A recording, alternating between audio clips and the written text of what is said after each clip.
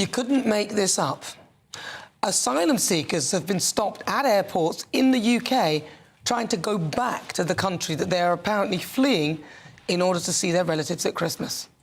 Now, I thought this was a joke when I first heard it, but no, sadly, this isn't some made-up narrative.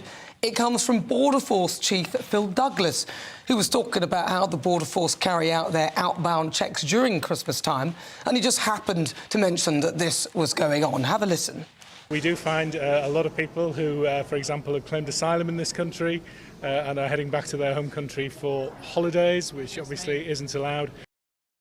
So that was him talking on LBC. So these are people who have come to this country to seek sanctuary and claim asylum, right?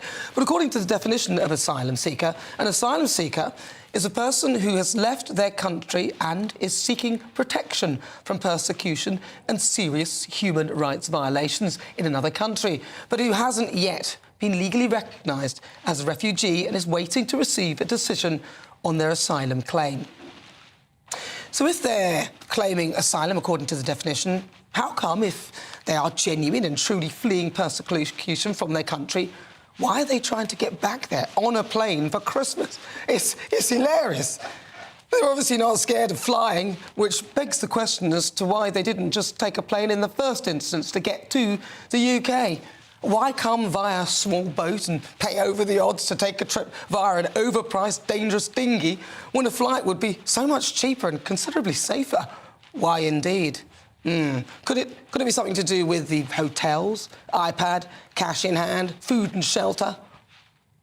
Look, I'm not saying that genuine asylum seekers shouldn't be helped, but the problem with all of this is that it makes things worse for genuine asylum seekers and creates a feeling of anger amongst British taxpayers like myself, working hard to make ends meet, while many disingenuous so-called asylum seekers save the money that they're given by the British taxpayer to pay for a flight to go back to the country that they're supposedly fleeing persecution from. I mean, it makes a mockery of the UK. They must be laughing at us. It's actually hilarious.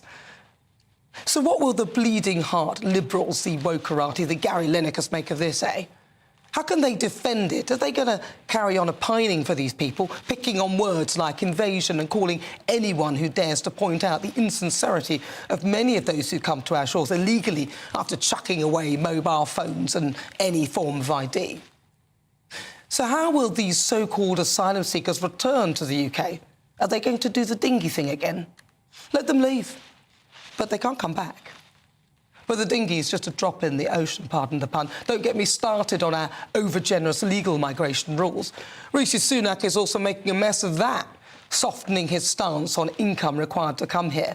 The target he set will now be incremental, so the full requirement will be applied in 2025, a date when he may have already left office, as the likelihood of a general election before then is high, as is the likelihood of him losing.